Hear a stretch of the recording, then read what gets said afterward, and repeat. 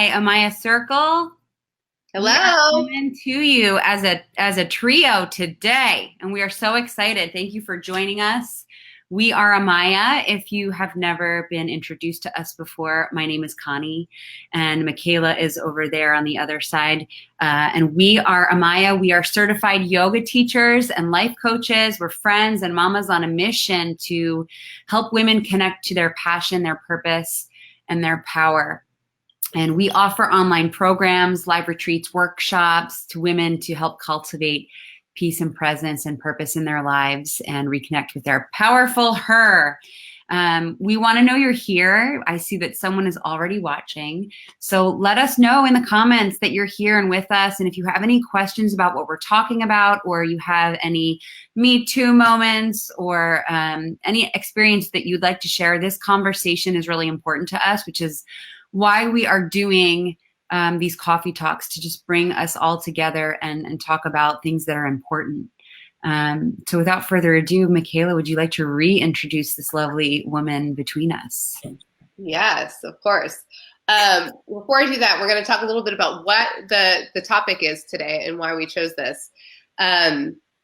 We've been doing if you've been watching our coffee talks this month, we've been really kind of honing in on the holidays and how to become more empowered around the holidays and, be more present and take some and utilize some tips to help us avoid, experiencing the chaos and the overwhelm and the stress that the holidays can often bring, and move through the holidays with a lot more intention and presence and spaciousness, so that we can really enjoy the holidays and not move into the new year feeling exhausted and depleted. So we have kind of a theme, and today we really wanted to focus on how we can bring that presence and that peace into the home. And we have Meg here, who is our dear friend, and she did another coffee talk with us. And she is my go-to for anything, for pretty much everything, but let's be honest. But in home in particular is where, Meg really shines, and she's a home decor expert and offers home coaching and design therapy for individuals and audiences. She has an incredible YouTube channel, and her DIY videos are also on HGTV. She's been on Martha Stewart. She's been on Good Morning America, HGTV, DIY Network.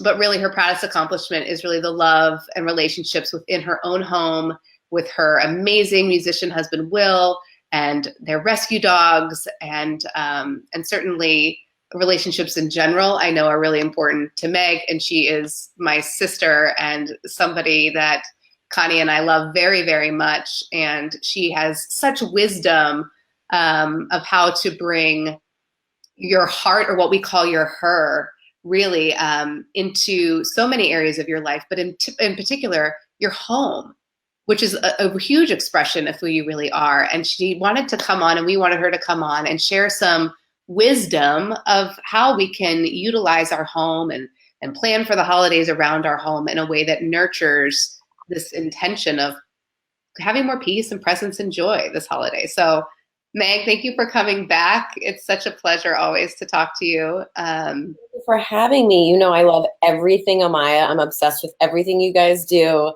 And I am an example of someone who your work has helped tremendously. So it's like the least I can do is offer some tips to you guys and our beautiful audience about how to kind of extend that beautiful soul work that we do in Amaya into the holiday season, and particularly bringing it into our home, So my theory for home is that the job of our home is to kind of rise up and help us live our best life. So with the holidays here, I think it's a great time to talk about how our home can better serve us during this very joyful and peaceful time, or what should be and can be a very joyful, peaceful time. Awesome. Excuse me. So happy. I just want to reiterate, so happy to have you here. It's always really fun to kind of let everyone in on what it looks like to sit around the circle, the three of us, and just we do just have so much fun. So welcome and join us now, guys. Yeah, welcome. Will is here and Laurie is here, and she says, "Good morning, beautiful ladies." And I told her to chime in as the gorgeous designer she is. So hopefully she sticks around and she can sprinkle in any of her thoughts. So Meg, do you guys want to dive in? Because I'm dying to Yes. hear all of this. I think the first place to start is just thinking about prepping your home. And as a home coach, decor expert, and an empath, I am very affected by my external surroundings, but we really all are. We all are. So I think it's a great place to start is the environment can set the tone for the season. So let's start there. We're already in the holiday season. This is a great time to declutter. I highly recommend filling bins, bags of items that no longer serve you. This is a beautiful tradition and a really great thing to start with your children. Michaela's starting this with her kids.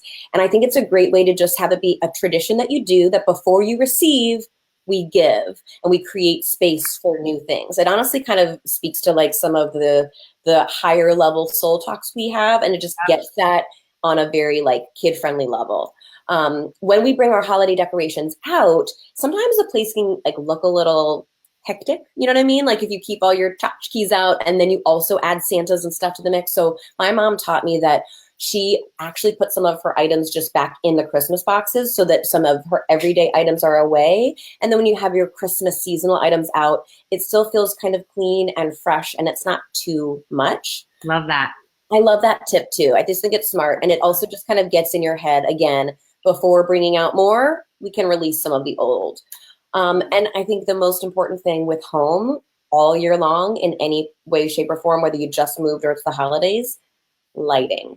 Lighting is always the best way to completely set an atmosphere. So you can add votives, you can add little battery operated votives to just keep it low stress, kid friendly, animal friendly. A simple string of lights on a tree can be all that you do. If you don't want to do a tree or you're not celebrating Christmas, a simple string of lights on your plants can just add a nice little vibe. So that's all about prep. I think that's a great place to like just kind of start is prepping. So gift giving, right? That's a big part of the holiday season. And particularly for women, we've talked about this, it becomes this huge stress. And I think it's important for us to remember that we don't give our love through items. Michaela and I were just talking about this yesterday. Gift giving, it's become a stressful, expensive, wasteful obsession that I am down for too. I love gifts. I love getting presents. I love giving presents.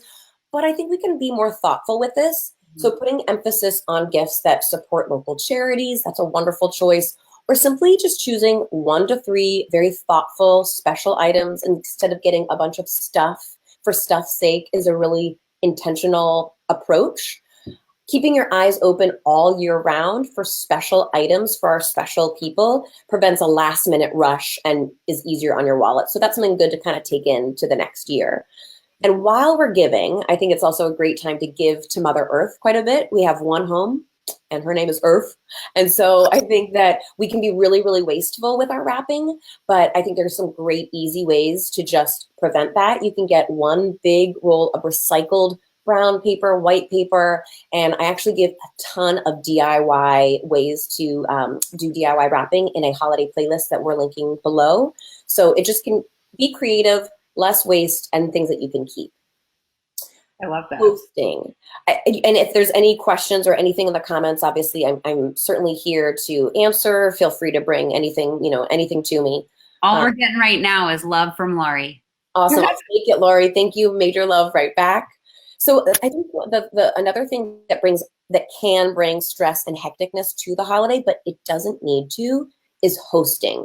When we're hosting, we often set unrealistic goals to be Martha freaking Stewart, who, God bless her, but we can't all be her, right? And sometimes we can miss the fun of the day, especially when we have kids. I think it's important, which I don't, but you guys do, so I'm speaking to you. I think it's important to be able to not put so much pressure on yourselves to create some magical thing. The kids, what they're going to remember is how present you are. You know what I mean? They'll remember those special moments. So you've already decluttered. It's a solid start. You're feeling great about your home. So if you are privileged enough to afford someone to hire them to clean your house, awesome. Take that off your plate. If not, I also think it's great to just do a quick clean and then just let it be and not put too much pressure on yourself. So say yes to friends and family who are coming to your event and they're saying, how can I help? say yes. Say, why don't you put coats over here? Or it'd be great if you could just empty this trash can. We're all in it together, right? If you want to experience more peace, your environment can make or break it. So it's decluttered, it's clean. Now let's make it smell magical. This will make you feel like an amazing host, and it's simply throwing a couple of things you have in your pantry into water. So I gave 3 recipes below in the playlists, and it really is one of those things that you can keep on the stove all day long, and it smells amazing. It creates an ambiance. Michaela remembers walking in my mom's house. It just smelled like Christmas, and it just felt like, oh my gosh, And it's so easy. It's so easy. I remember. I always like going to Meg's place, and I'm like, it smells like heaven. And you're like, it's so easy. You can do this. You know, literally throw some cinnamon into some water at the end. It's awesome. But I gave a bunch of recipes, so dive in there and see what's your thing. Yeah, and then you just add water through the day, and it smells great. Essential oils are also wonderful, so you could do cinnamon, clove, maybe a little ginger. And my one big tip for hosting in the home is think of your home as a family member. It has good days, it has bad days. No need to apologize on its behalf. If it's not living its best life that day, honestly, no one's going to notice unless you point it out. So just accept it as it is and move forward. And I love that, by the way. I'm sorry. Can you just pause? Because I think that's, for me anyway, a huge reframe, because I feel like, I mean, I get caught up in cleaning my house 500 times a day, and I'm not doing that anymore. But I think, especially around the holidays, that's an extra pressure that we can put on ourselves. Yeah. That's not necessary. I love that reframe.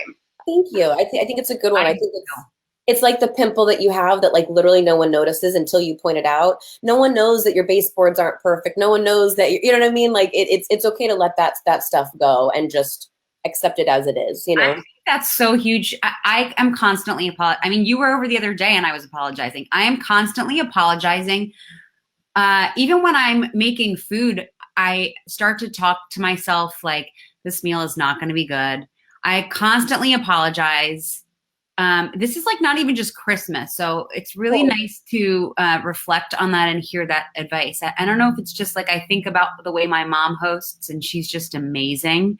And she makes it look like she's, you know, like it's so easy. Like she does everything. She really does. And so just to say like, yeah, you can help, you can put the coats over there. I mean, and we think that holidays need to be like perfect, right? But like a kid's going to be screaming over here, someone's going to be sick over there, the drunk uncle's going to be doing. It is what it is. It's life. It's all here. And I think the home is a part of that sometimes we forget. We're like, that's the part that can look like the house in, you know, Home Alone, and it looks just perfect. You know, it's not realistic, and it's totally okay, you know, to just, when I came to your house, all I saw was a beautiful home. I wouldn't have noticed anything to apologize for. So it is some of that soul work that we do throughout the year. And we just want to apply that to the holiday, to something, a time where it's all about love and special times and connecting. So I think it's a good time to just apply that soul work there, you know, which is the perfect dovetail into planning for peace, like literally planning for peace. So we'll start with the most stressful thing. Everyone take a deep breath in. The budget. We're going to say no to expensive gestures and events when we have leaner years. And we're going to replace that with meaningful moments shared with family, like piling in the car, driving around to see holiday lights, just cozying up and watching a holiday movie together, making hot cocoa, decorating together. When we have intention to be present during these experiences, they're richer, they're more meaningful. So like everything in life, I think that the holiday season is a journey to be savored and not a destination to rush to. And that includes budget, cleanliness, gifts, everything. When hosting, create the intention to enjoy the process with your family. Instead of being the sacrificial lamb for everyone else, like for the meal, you can make one or a few main dishes. Like we were talking about, our moms might have done everything perfectly. It's okay to acknowledge that, you know what, our moms are goddesses, and we honor them by also maybe asking somebody else to bring a dish or to pitch in here. Honestly, that makes family feel good too. It becomes a sort of group effort. And then when people ask, can I do the dishes? Say yes. Say, don't put the silverware in the dishwasher, but yes, you know, like you can give any instruction you want. But I think that that's what it is all about. So all of this, all of my tips get to the main point of creating more spaciousness, less running around, more peace and presence, so we can be present and not just give presents. I love that. I love that. And I think enjoy it with them. Yes, together, right? Yeah. I've been at events where the host is really stressed and trying to make it perfect, and honestly, it makes me feel uncomfortable, and that has made me be like, oh, hey, girl, do you do that? Uh-huh. Let's reframe it. Let's reframe it and try to be present. So I've been that host. But then I read that Ina Garten says that she's barefoot and suggests slippers at her most elegant dinner parties, and I said, girl, that's a reframe I can get down with. I also think if you're going to someone's house, bring something and look for the opportunities to help too.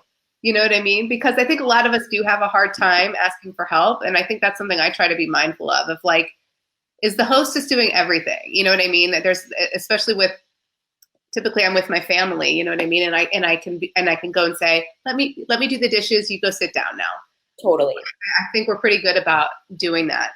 So I think that's a really good, something that I try to practice anyway. Yeah, and there's that comfort level. It's like you kind of just jump in, like at Connie's house, like I'm just jumping in to be like, oh, I'll just wash this. So it's true. It's like hopefully you're with someone you're comfortable enough at the holidays to be like just grabbing the coats and hanging them up. Someone can always say, no, that's cool, I got it. But it's nice to just kind of jump in and help, and that way we're not just putting it all on the matriarch of the family, which sometimes that's what ends up happening.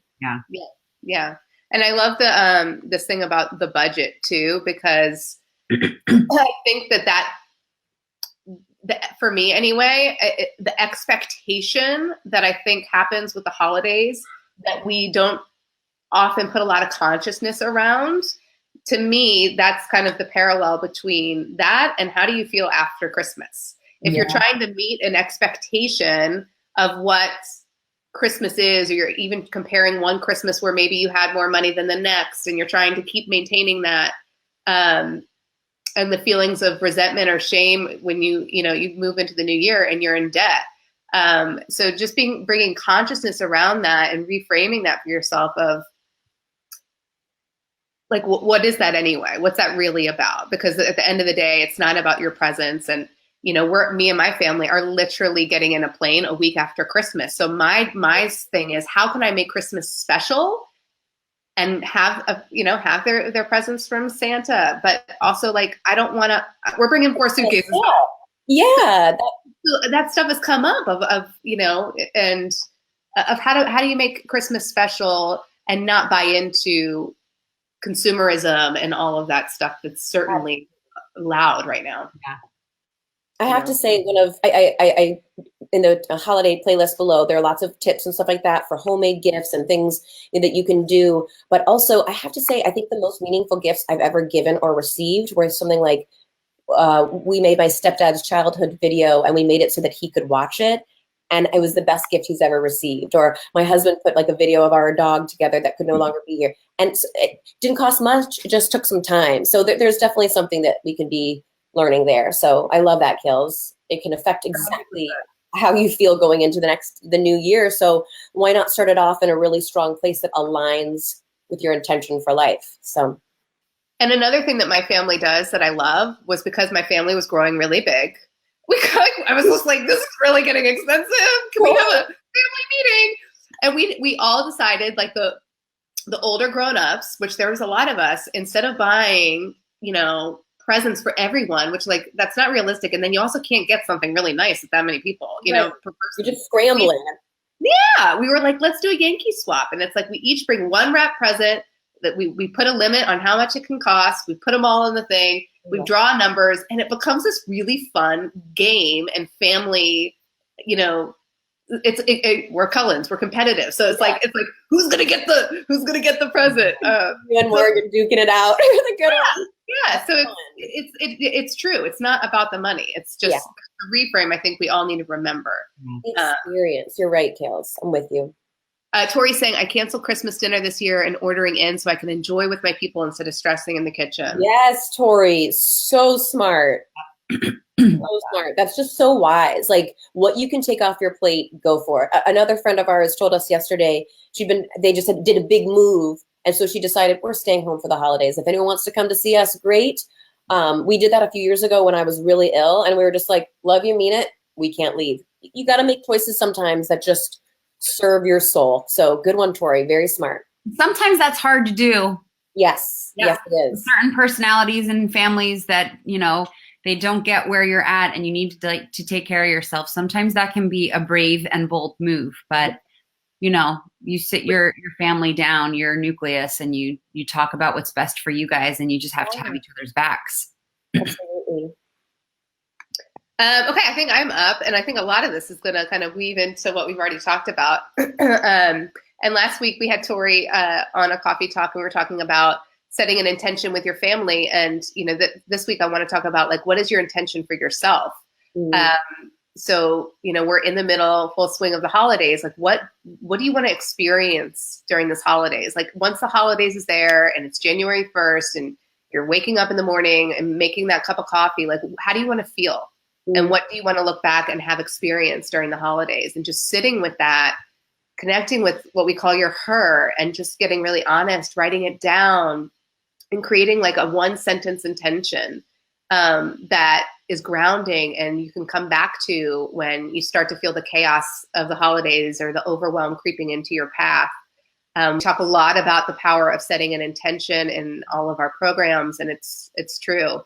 You know, for me, it's going to be just peace and presence, because we have a big move coming up, and that alone is a lot, let alone during the holidays. So peace and presence. And then, you know, keep coming back to it. Is what I'm spending my time, energy, and money going to support peace and presence? If not, you know, not going to do it. And honoring that intention, I think, is really important. Say yes to less. I think, like, and we talk a lot about this in our Amaya programs, and back to her, there is no greater, I don't think, expression of self-love than being mindful and consciousness and being conscious around your bandwidth and what you say yes to. I myself, you know my story, if you've heard Connie and I share it, I hit burnout and I was doing way too much for too long. And it's a recipe for disconnection and illness and all of these things. And I just think it's really important, particularly during the holidays, say yes to less and be very conscious and mindful around what you say yes to. And Connie was mentioning that it's hard to say no. And I think that's really true. And I think a lot of times we need to remember that as long as we're honoring what we are capable of and what we can do, then whatever somebody does with that is, it's their story. It's the stuff that they need to work on. And we can absolutely say no with love and grace. Yeah. And I just think that's important. And might I just add on to that, of where when you say saying no is really hard, buddy. But sometimes I've had to learn, because our last coffee talk was about chronic illness. So I have a chronic illness. And so I had to learn when I was really ill, and still now, that I need to sometimes, instead of just saying no, I say, what's best for me is really to rest. Like, I'd love to be there, but what's best for me right now is really to just order in some food so I can be present. So that's so wise, Tori. And I know Tori is one of those women like us who usually is the one that does it all. And I know that had to have been hard. So I honor that adaptation. That's very smart. So we don't have to say no. We can say, thank you so much. What's best for me is to actually just miss out this year, but you guys have a great time, and I'll see you in the way that makes me feel comfortable. True. I think alongside both of these, how we can set that intention, how we can say yes to less, how we can fill up our own cups so we're not starting the new year depleted, is just carving out time for yourself. So kind of, if you're in this family environment and your Auntie Sally Joe is asking, like, when are you getting married for the 100th time? Or your kids are bouncing off the walls, or, drunk uncle is like talking to you, asking all these questions that you don't want to answer. It's having kind of like a plan of escape, you know what I mean? Whatever that looks like for you. And, looking at your schedule ahead of time and, upping the self-care and making it a priority, I think is really important for self-preservation, and also just to give yourself a timeout, right? Yeah. So that was my other tip. And that's great that we can also ask our partners for help when that's tough, especially busy moms, it's important to have those moments. Like I'm going to keep up my yoga and meditation in the morning. And so I'll ask my husband to support me with that in whatever way that looks like. So we can ask for support with that, which you guys have taught me and helped me learn how to implement. So, yeah. Or even in those moments with the triggering words, are you going to have another baby? Are you getting married yet? Maybe you just tell your partner or friend or family member, hey, if you see me cornered and hear any of these words that are really triggering for me, can you come in and have my back? That's such a great point, Connie. That's a great point. That's a great partnership moment. Yeah. Yeah, totally. Kathy's here. Hey, girl. Hey, Kathy. And Will said, I got your back. Oh, I know you do, babe. Love you, Will. And I don't know if did you call this out that, Laurie, I love this. My siblings and I decided years ago to make donations in each other's names to the charity of their choice. Then we just exchanged little stocking stuffers. I think that's so I love that. I love that. great. And Laurie called you, said, so wise, Michaela. So kind of piggybacking on what Michaela said, really carving out time for yourself is going to take me to talk about maintaining your daily practice. We really think that the best holiday gift you can give yourself is time with yourself. So what does this mean? Taking walks maybe by yourself. It's great to take walks together after a meal or whatever and have your time with your family in a precious way. But what about a walk by yourself? What about time to meditate by yourself? What about time to practice yoga? Quiet time alone. Yeah, so important. We've started to lose the reason for this, this lovely season, and with the travel, the obligations, everything we just all sort of talked about. So carving out time to have a sacred practice that's daily and that you commit 110% to, even more now, will help you find your home base. It'll create structure and a peaceful foundation that will help you to experience more peace and handle stressful situations in a loving way instead of temper tantrums and arguments and taking everything in and holding it in your body. And then you, like Michaela said, you wake up January 1st and you're like I didn't enjoy one moment of that. Yeah. So maybe having control of some peaceful, quiet time to reflect on what you need and what your her is telling you can help set that up for you.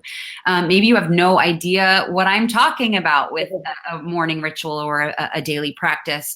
And if this is interesting to you, we start our next Back to Her program February 4th. And before I tell you a little bit more about that, the last thing I just want to say is to honor your feelings. Sometimes the holiday means time with people that bring up, supercharged emotions and you feel uncomfortable. Sometimes the holidays bring up feelings of grief and loss. So again, like instead of taking it all in and pushing it down and holding it and feeling crummy when it's all over, honor where you're at and be honest with your feelings and, reach out and talk to someone that you trust, stick with your spiritual practice and really take a moment to breathe and honor your feelings because they're really important. What you are feeling really matters. So don't pretend that it doesn't. And do you mind if I just say feelings are, they don't, it's like energy. It can't be created nor destroyed. So feelings won't go away.